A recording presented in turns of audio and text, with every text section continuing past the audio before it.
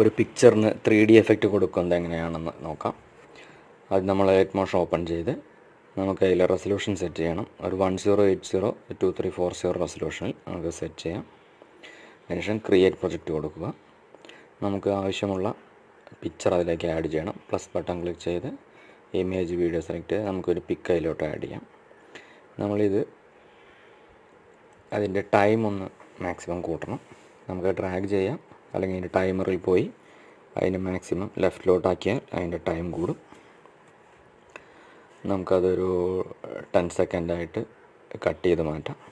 10 second select ചെയ്ത് അതിൻ്റെ trimming ഓപ്ഷനിൽ പോയി ട്രിം ചെയ്യുക. തുടക്കത്തിൽ വന്ന് നമുക്കതിനി എഫക്റ്റ് ആഡ് ചെയ്യണം. ആഡ് എഫക്റ്റ് ക്ലിക്ക് ചെയ്ത് നമ്മളിതിൽ കാണുന്ന 3D ക്ലിക്ക് ചെയ്ത് അതിൽ ബോക്സ് എഫക്റ്റാണ് കൊടുക്കുന്നത്. ബോക്സ് എഫക്റ്റ് കൊടുക്കുമ്പോൾ ചിത്രം ഇങ്ങനെ സ്പ്ലിറ്റായി 3 പീസാകുന്നതാണ്. നമുക്കതിന് ഒറ്റൊന്നാക്കിയെടുക്കണം. അതിന് നമ്മളതിൻ്റെ ഹൈറ്റ് സെലക്ട് ചെയ്ത് ഹൈറ്റ് അഡ്ജസ്റ്റ് ചെയ്ത് ലെഫ്റ്റിലോട്ടാക്കി അഡ്ജസ്റ്റ് ആവും. നമ്മളത് മാക്സിമം അഡ്ജസ്റ്റ് ചെയ്ത് ഒറ്റ പിക്കാക്കി എടുക്കുക. ഇങ്ങനെ ബാക്കിലോട്ടാക്കിയാൽ ഒറ്റ പിക്കായി കിട്ടും. അതിനുശേഷം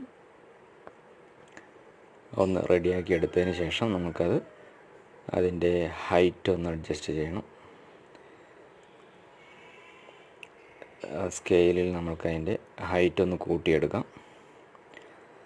ഇതുപോലെ ഹൈറ്റ് നമുക്കൊരു ബോക്സ് ടൈപ്പ് മാക്സിമം കൂട്ടിയെടുത്ത്, ഇപ്പോൾ അത് ബ്ലറായിട്ടാണ് ഇരിക്കുന്നത്. നമുക്കതിൻ്റെ ഷൈനിങ് ഒന്ന് അഡ്ജസ്റ്റ് ചെയ്ത് അത് മാക്സിമം കോൺട്രാസ്റ്റ് കൂടി നല്ല ഡെപ്തുള്ള പടമാക്കി എടുക്കണം. ഓക്കെ, അതുപോലെ ഷൈനാക്കി എടുക്കുക.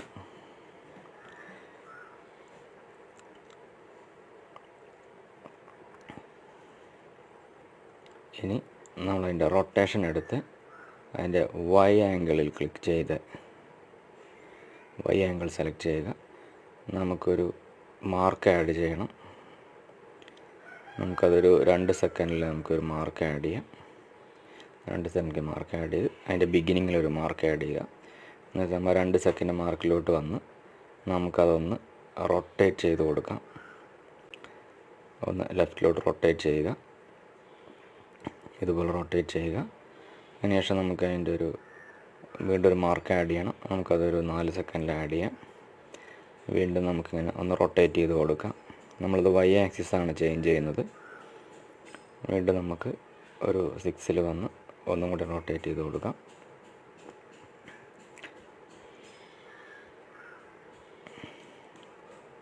ഇതുപോലെ നമ്മൾ അതൊരു ഫുള്ളായിട്ട് ചെയ്യുക.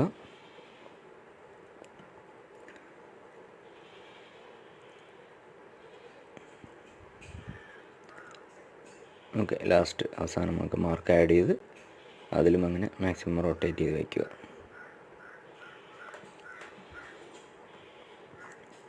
നമുക്കത് പ്ലേ ചെയ്ത് നോക്കാം. നമ്മുടെ പടത്തിനൊരു 3D എഫക്റ്റ്, ഒരു ബോക്സ് മൂവിങ് എഫക്റ്റ് കിട്ടിയിരിക്കുന്നു.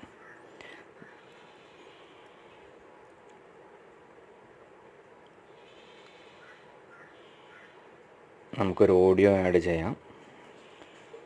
ഓഡിയോ സെലക്ട് ചെയ്ത് നമുക്കൊരു ഇഷ്ടമുള്ളൊരു ഓഡിയോ അതിൽ ആഡ് ചെയ്ത് നമുക്കത് ട്രിം ചെയ്ത് സെറ്റാക്കി എടുക്കാവുന്നതാണ്.